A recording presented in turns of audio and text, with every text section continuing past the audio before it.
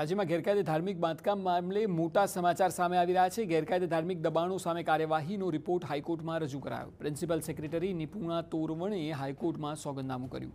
34 જિલ્લા અને 8 કોર્પોરેશન વિસ્તારમાંથી કુલ 48 ગેરકાયદે ધાર્મિક ઇમારતો દૂર કરાઈ।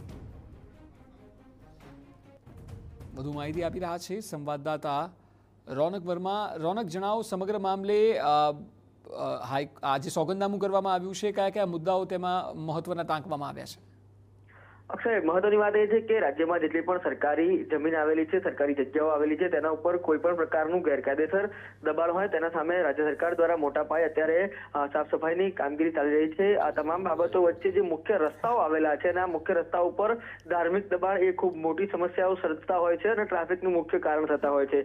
આ પ્રકારના જે નડતરરૂપ ધાર્મિક દબાણો છે તેને દૂર કરવા માટે હાઈકોર્ટ દ્વારા અગાઉ ડિરેક્શન આપવામાં આવ્યા હતા અને આ જ ડિરેક્શનને ફોલો કરતા રાજ્ય સરકારના ગૃહ વિભાગ દ્વારા કામગીરી કરવામાં આવી છે અને એક સોગંદનામું છે તે રજૂ કરવામાં આવ્યું છે।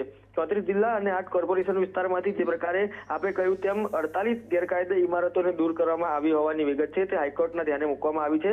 ન માત્ર એટલું પરંતુ 38 જેટલી ધાર્મિક જે સ્થાનો છે તેને કાયદેસરતા પણ આ ગૃહ વિભાગ દ્વારા આપવામાં આવી છે। ન માત્ર એટલું પરંતુ જાહેર માર્ગ, બાગ બગીચા ઉપરાંત અન્ય જાહેર જગ્યા ઉપર આવેલી જે ગેરકાયદે ધાર્મિક દબાણો હોય એવી 468 દબાણોને નોટિસ છે તે ફટકારવામાં આવી છે। એટલે કે કાં તો તેને ખસેડી લેવામાં આવે, કાં તો તેને કાયદેસરતાની પ્રક્રિયા છે તેને આગળ વધારવામાં આવે।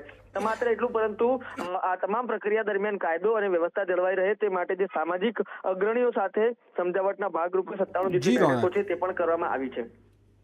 જી બિલકુલ રોનક, આભાર સમગ્ર માહિતી બદલ।